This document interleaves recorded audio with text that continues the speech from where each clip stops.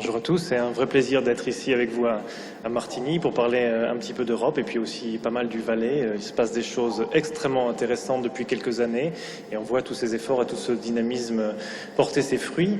Peut-être un mot pour vous dire que on croit qu'on a toute la connaissance sur l'Internet, on croit qu'il suffit d'aller chercher sur Google pour avoir l'information, mais la situation que nous avons aujourd'hui n'est pas si éloignée de celle du Moyen-Âge. Il y a l'essentiel en fait des connaissances qui sont encore dans des endroits spécifiques où elles ont été accumulées courageusement au travers des siècles et on parle de centaines de kilomètres de documents.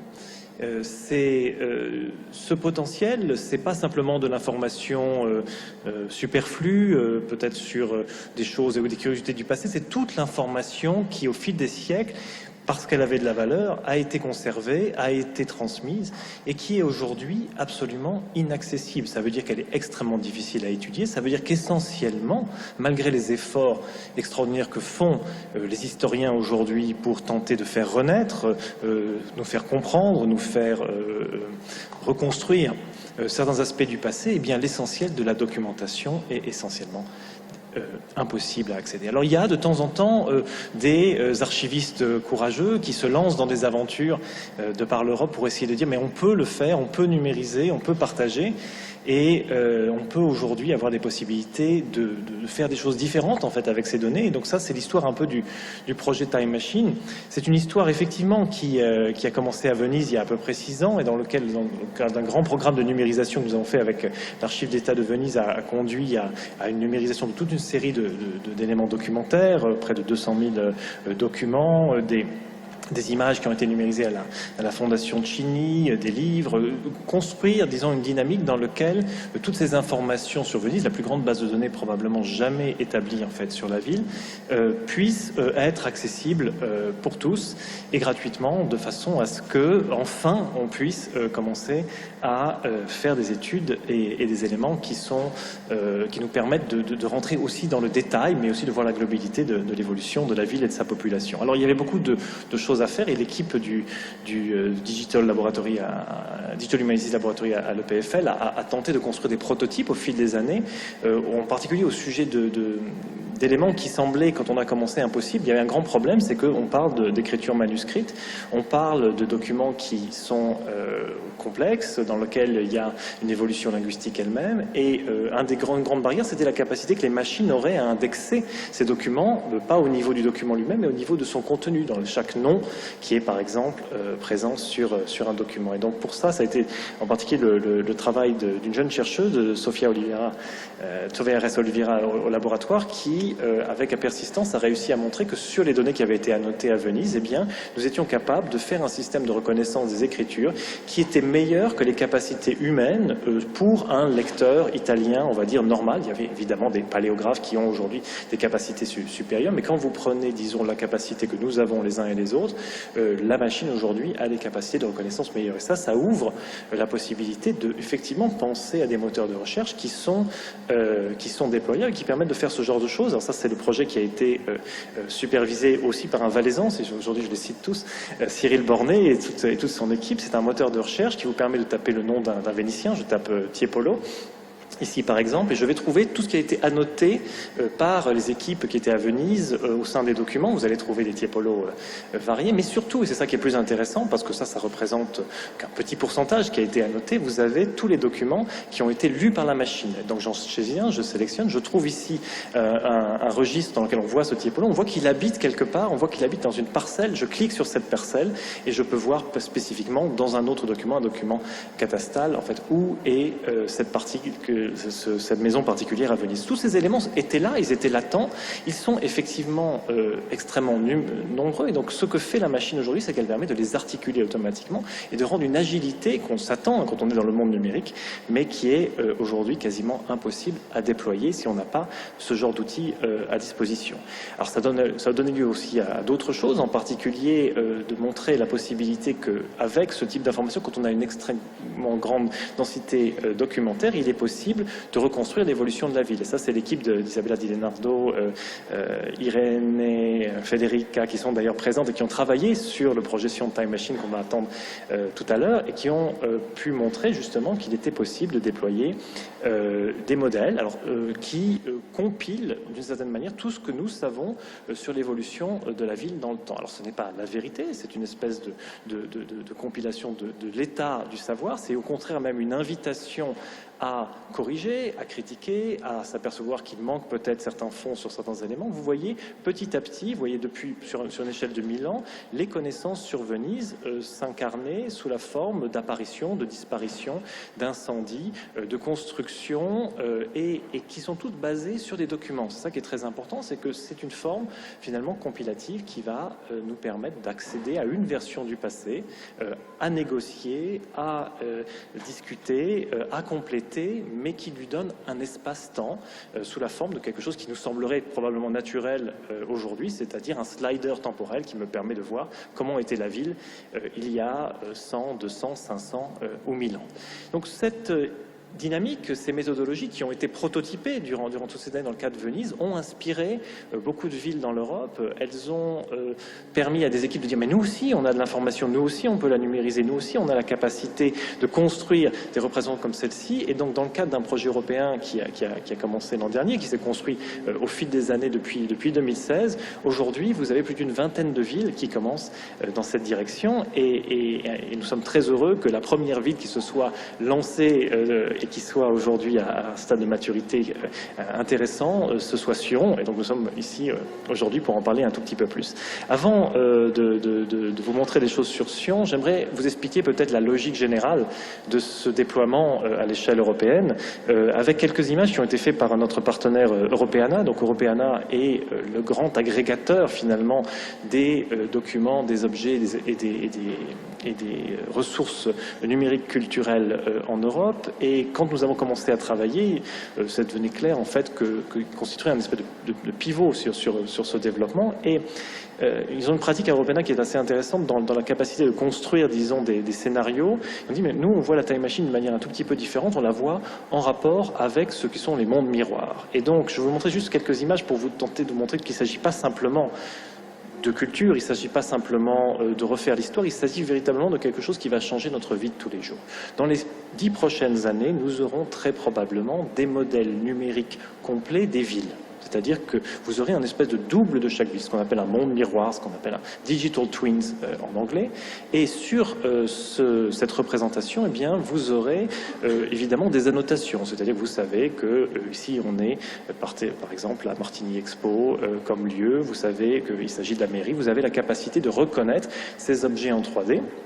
Et comme toute représentation, c'est une représentation qui évolue au fil du temps, et donc immanquablement, ces mondes miroirs sont des mondes en 4 dimensions. C'est-à-dire que vous avez un modèle du monde qui est un modèle temporel, en 3D, plus une dimension qui est la 4e dimension. Et donc, vous voyez ici comment, quelque part, une logique de numérisation de la ville rejoint cette logique patrimoniale que je vous ai montrée, et comment on se connecte de manière extrêmement naturelle ces représentations haute définition de la ville contemporaine avec les représentations de moins haute définition, mais aussi documentées de la ville du passé. Et c'est toutes ces pièces du puzzle qui sont en train de se mettre en place dans différentes villes, et en particulier à Sion, je vais y revenir. Ce que fait finalement aujourd'hui la Time Machine Organization, qui a été créée justement pour coordonner ce développement à l'échelle européenne, c'est d'organiser les procédés dans lesquels ces Time Machines locales, comme on les appelle, vont être capables d'utiliser des technologies, d'utiliser des méthodes qui ont été éventuellement développées par d'autres villes, garantir que chacune de ces Time Machines locales est compatible avec le reste de l'écosystème et organiser cette croissance qui a lieu toute seule, parce qu'aujourd'hui, Amsterdam, Paris, Budapest sont partis comme Sion avec une certaine autonomie. Donc il y a tout un travail aujourd'hui de coordination. Spécifiquement, il s'agit de doter finalement de ce qu'on appelle une Time Machine Box, c'est-à-dire un ensemble de technologies qui vont permettre à ces villes d'être en en alignement avec l'écosystème général. Et puis, évidemment, il y a la nécessité de fédérer la recherche, les services, les industries autour d'une plateforme commune, même si elle est distribuée au sein de ces villes, en développant un certain nombre de technologies spécifiques qui sont disponibles pour toutes les autres villes.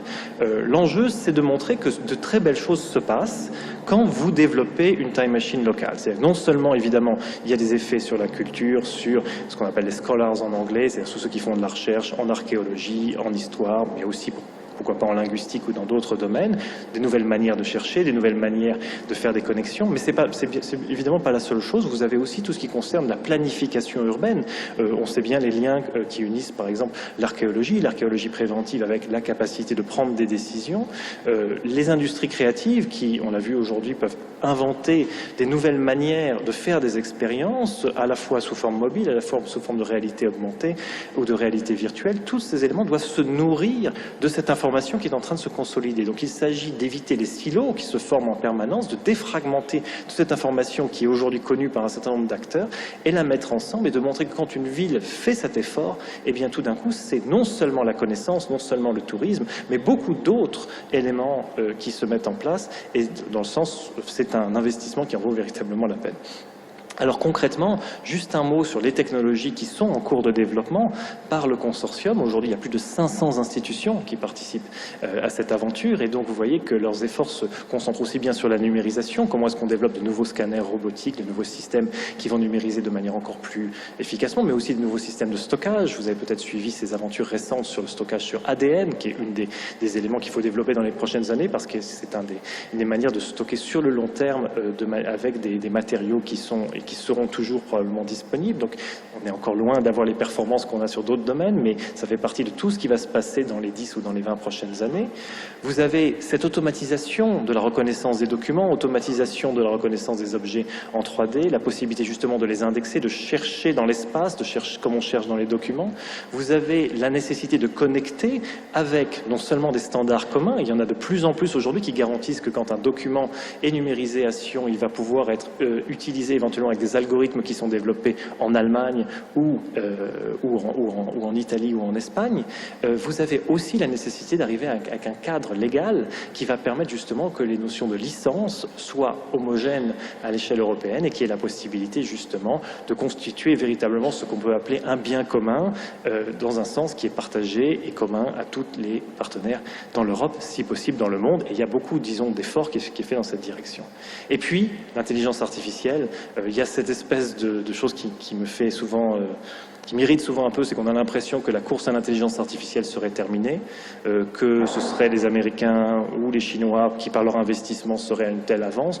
Nous avons un trésor absolu en Europe, dans une certaine mesure les autres pays l'ont aussi, mais nous avons des savoir-faire pour l'exploiter. Ce sont ces données millénaires sur lesquelles nous pouvons construire des entraînements d'intelligence artificielle. Vous devez imaginer que toute intelligence artificielle aujourd'hui se nourrit des big data, comme on les appelle, mais ces big data, elles ont 2 ans, 5 ans, allez, si je suis généreux, je vais dire 10 ans. C'est-à-dire que ce que c'est aujourd'hui la machine, c'est véritablement la pulsation du présent. Nous avons accumuler, et c'était très important, et c'est pour ça qu'autant de personnes y ont fait autant d'efforts, des connaissances sur les données du passé qui sont extrêmement denses, extrêmement grandes, et si vous commencez non seulement à développer des systèmes d'intelligence artificielle pour y accéder, mais utiliser des systèmes d'intelligence artificielle qui ont cet horizon temporel, eh bien il va se passer des choses extrêmement intéressantes, et potentiellement dans cette course internationale à ces machines qui nous aident à prendre de meilleures décisions, disons, eh bien l'Europe a une carte à jouer qu'il faut absolument qu'elle joue dans ce domaine. Et puis, on en a parlé, je ne vais pas insister, les expériences. Nous vivons un moment absolument passionnant dans lequel, après, disons, l'étape des smartphones et des écrans, d'autres manières d'interagir avec d'autres réalités ont lieu. On voit que ça a lieu aussi en Europe, ça a lieu particulièrement en Suisse et ici, et donc il faut véritablement réussir à tirer parti de cet écosystème, de ces savoirs qui se développent localement pour que nous puissions accompagner ces expériences dans le futur. Donc tout ça, c'est compliqué, c'est de la coordination, mais c'est en même temps très naturel, et il est naturel que toutes les innovations qui sont faites à un endroit puissent bénéficier aux autres. C'est ça ce que fait la Time Machine Organization, et c'est ça qui a lieu. On en parlera éventuellement un tout petit peu plus dans le cas de Sion. Dernier point que je veux vous montrer, c'est sur l'arrivée de ce monde miroir, l'arrivée de cette numérisation du monde elle-même. Ça, c'est un grand challenge parce qu'il y a des investissements énormes aujourd'hui aux États-Unis dans cette direction-là. On n'en parle pas encore énormément, mais c'est quelque chose qui va arriver presque près. Un jour, on va vous dire, mais c'est facile, je m'en occupe, c'est moi qui vais numériser le monde pour vous. Et il va y avoir ici un moment terrible, éventuellement, d'une médiation sur le territoire lui-même que les États n'ont pas éventuellement anticipé. C'est pour ça qu'on développe à l'EPFL, mais aussi avec d'autres partenaires, la capacité aujourd'hui d'avoir des technologies de très haute précision qui sont basées, alors non seulement par exemple ici sur des technologies de photographie utilisant des appareils standards. Je vous montre quelques exemples que nous développons avec le Louvre et qui ont été développés par Alban Descombes, qui était une jeune étudiante de master, qui aujourd'hui travaille avec nous au laboratoire, juste pour vous montrer que simplement en quelques journées, elle a été capable de produire un modèle en haute résolution de la partie ancienne du Louvre que le Louvre lui-même n'avait été jamais capable de produire. Et donc c'est un travail en cours, mais qui nous montre la capacité, simplement par des techniques photogrammétriques, une méthodologie spécifique, des calculs qui peuvent être faits par des machines assez puissantes, d'amener ce monde 3D, de voir des choses qu'on n'avait jamais vues auparavant. Et ça correspond à la fois aux extérieurs, mais aussi aux intérieurs de l'ensemble de notre patrimoine. Donc nous sommes aujourd'hui en train de déployer ces technologies à Venise, de montrer que les Vénitiens eux-mêmes peuvent numériser la ville, qui n'ont pas besoin d'attendre un grand acteur pour le faire, et qui peuvent produire de la connaissance ouverte pour garantir que ce qui doit être évidemment un bien commun, c'est-à-dire la structure du monde elle-même, le soit effectivement grâce à des technologies que donnent les universités de manière gratuite. Et puis, une petite histoire pour terminer, elle est locale, c'est une histoire qui nous lie à Lausanne et avec la HESSO du Valais, Pierre-André Mudry et son équipe, avec qui nous travaillons de manière extrêmement régulière. C'est une idée qui est venue de Neil Samel, qui est un chercheur de mon laboratoire, de construire un nouvel type de caméra. Une caméra qui n'aurait plus cette longue tradition de la perspective, qui serait une caméra absolument sphérique. Il est arrivé avec un modèle qui était un modèle théorique, vraiment un dessin, un calcul mathématique, et en travaillant avec nos collègues à la HESSO, c'est devenu petit à petit un objet qui a pu bénéficier du savoir-faire, de la précision pour valaisanne, suisse en général, pour avoir le niveau de perfectionnement qui est possible d'obtenir. Nous avons construit ici avec une optique basée sur du diamant qui nous permet de garantir que la courbe mathématique sur le miroir est aussi précise qu'elle l'est en théorie. Et puis, cette caméra a une capacité extrêmement, sans rentrer dans la mathématique, on n'est pas ici pour faire ça, mais vous pouvez vous douter que si vous avez un globe et que ce globe voit dans toutes les directions, eh bien il se passe des choses merveilleuses. Ça veut dire que si un globe voit l'autre, l'autre le voit, ça veut dire que les deux voient certainement la même chose. Et donc tous les calculs qui sont aujourd'hui très compliqués pour reconstruire à partir de photos le monde en 3D deviennent d'une simplicité, d'une efficacité extraordinaire. Et donc ça, c'est ce qui a été aujourd'hui installé sur une voiture à Sion, qui a fait plusieurs essais, vous la voyez en fait ici. C'est une caméra qui est unique au monde et qui prend Sion comme modèle expérimental. Et les premières images les premiers calculs ont été faits cet été. Elles ne sont pas encore forcément à des niveaux de beauté, mais ça ne va pas tarder de ce point de vue-là. Mais elles sont d'une efficacité extrêmement grande. Je voulais juste vous montrer une chose. Voilà une photo qu'on prend d'une arcade à Sion. Voilà ce que la caméra en 3 dimensions, avec un seul passage d'une voiture, permet de reconstruire. Et peut-être juste pour se rendre compte, voilà ce que vous avez sur Google Earth. Et c'est une structure qui est extrêmement mal structurée, non géométrique. Donc c'est encore possible, il est possible de le faire. Tous les éléments technologiques sont ici. Il y a un monde, c'est ce monde de la connaissance ouverte. Il suffit qu'on se mette ensemble et qu'on crée cette dynamique. Et je pense que pour la région, pour la Suisse, mais pour le monde dans son ensemble, ce sera une très très belle aventure. Je vous remercie.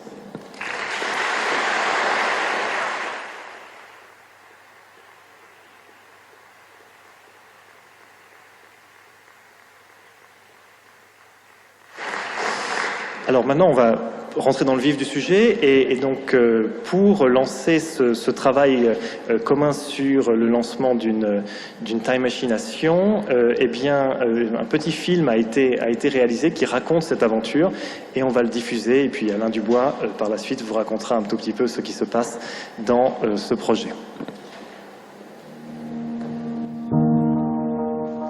Que faire de notre passé à l'heure du numérique ? Que faire des millions de documents et de récits qui sommeillent dans les archives du continent européen ? Cette question est au cœur du projet Time Machine, lancé en 2012 par le Digital Humanities Lab de l'EPFL, suivi aujourd'hui par plus de 400 partenaires institutionnels répartis dans 30 pays.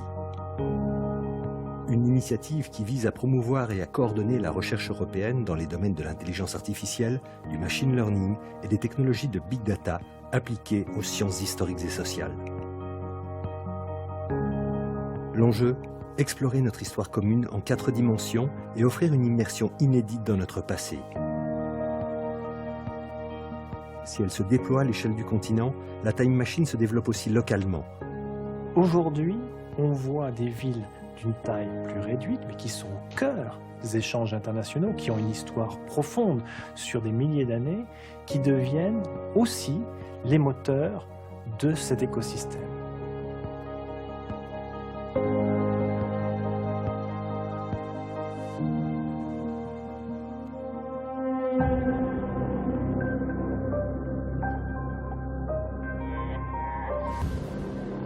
Pendant très longtemps, en fait, les archives étaient destinées à une certaine élite composée de chercheurs et le public, au sens le plus large possible, n'était pas forcément associé au projet de valorisation. Et c'est vrai que j'ai tout de suite été intéressé par l'utilisation des nouvelles technologies dans le cadre de l'appropriation du patrimoine. Jusqu'à maintenant, le travail d'historien, c'est aller physiquement aux archives, ouvrir ces registres, ouvrir ses sources et les lire, ce qui est un travail long, fastidieux, compliqué. Et on se rend compte que dans le futur, c'est peut-être quelque chose qui ne fera plus partie de notre métier. L'idée vraiment du projet Sion Time Machine est de pouvoir utiliser les technologies numériques à la fois pour indexer ce patrimoine documentaire et puis également permettre l'appropriation à travers des outils de visualisation. On pourrait imaginer se balader dans les rues de Sion, croiser un goitreux valaisan au détour d'une rue, ceux qui sont décrits par les voyageurs de l'époque. On pourrait entrer dans la maison d'un patricien, puisque grâce à des sources comme les inventaires de biens ou les inventaires après décès, on a des descriptions de l'intérieur de certaines maisons. À l'instar d'autres cités du vieux continent, Sion est une candidate idéale pour le développement d'un outil numérique d'exploration temporelle. La particularité du Valais, c'est qu'il se situe au cœur des Alpes et il a toujours été un carrefour entre le sud et le nord de l'Europe. Ce que l'on retrouve avec Sion, c'est la conviction que l'Europe s'est toujours construite au travers de migrations qui ne sont pas nouvelles et qui sont en fait des chemins que les hommes ont parcourus au fil des siècles avec des nouveaux moyens, mais qui ont contribué toujours à construire le territoire, non pas comme un ensemble de frontières, mais véritablement comme un réseau. Pour alimenter une machine à remonter le temps, il faut disposer de sources documentaires fiables et denses. Or, la particularité de Sion, c'est que son histoire et ses vestiges remontent très loin dans le temps. On a des traces du Mésolithique, donc des derniers chasseurs, et on va retrouver des vestiges ici à Sion de toutes les périodes, depuis 5500 avant Jésus-Christ jusqu'au XXe siècle. Systèmes géoréférencés, photographie numérique, modèles 3D des sites, autant d'outils technologiques que l'archéologie utilise désormais et qui peuvent nous aider à mieux appréhender le destin de nos ancêtres et leur mode de vie. C'est vrai qu'en archéologie, on a peu de certitudes, beaucoup d'hypothèses, donc peut-être qu'il va falloir trouver une façon de rendre l'image pour pas qu'elle ne paraisse trop vraie. On garde un petit peu une distance avec la réalité, c'est pas la vérité, c'est simplement une interprétation de ce qui a pu exister. Hormis les vestiges archéologiques, la ville de Sion recèle des fonds d'archives très denses qui, s'ils étaient pleinement exploités, nous permettraient de poser un nouveau regard sur l'histoire de la ville et de la région. On a notamment des minutiers de notaires complets de la fin du XIIIe siècle jusqu'au XVIIIe siècle, témoins de la vie des gens d'alors. On a par exemple des contrats de mariage, des testaments, des inventaires après décès, mais surtout des actes de vente et d'achat qui nous donnent des informations sur les différents bâtiments, sur les propriétaires successifs. Pour exploiter ces immenses masses de données écrites, les historiens recourent à des outils informatiques novateurs qui leur permettent de les agréger, de les indexer et de les parcourir facilement, notamment grâce à la reconnaissance manuscrite et aux algorithmes. On commence par la numérisation des documents, ensuite on les segmente pour faire des lignes, Ensuite, on indique au logiciel open source qu'on utilise pour la reconnaissance quelles sont les lettres qui sont sur la page ou sur la ligne. Et on regarde ce qu'il donne comme résultat. On peut lui donner un deuxième texte si on n'est pas satisfait. Il nous propose des modèles à chaque fois et on choisit celui qui est le plus proche en fait, de ce qui a été transcrit. Et puis avec ça, ça nous permet de faire de l'indexation à l'intérieur des textes. La révolution numérique appliquée à notre patrimoine culturel et historique est donc pleine de promesses. On peut se demander à cet égard à qui profitera cette nouvelle vision de l'histoire. Qui seront les vrais bénéficiaires de ce voyage dans le temps ? À la fois les historiens qui pourront vraiment bénéficier de l'avancée dans l'indexation des corpus, la population en général qui pourra se réapproprier cette histoire. J'imagine tout à fait pouvoir intégrer des séquences sur l'histoire de Sion, par exemple dans l'enseignement qui est donné aux élèves valaisans. Et puis, on pourrait avoir des applications un petit peu plus surprenantes. On pourrait tout à fait imaginer des balades touristiques avec de la réalité augmentée qui nous permet de voir un bâtiment tel qu'il se présentait depuis le XVIIe siècle jusqu'à aujourd'hui. On ne s'intéresse pas uniquement à Sion, mais également au Valais dans toute sa dimension territoriale. Et on pourrait tout à fait imaginer une time machine pour la ville de Brigue au XVIIe siècle, puisque à ce moment-là, nous avons un personnage qui a une envergure internationale, qui est Gaspard Stockalper, et qui était considéré comme le roi du Simplon.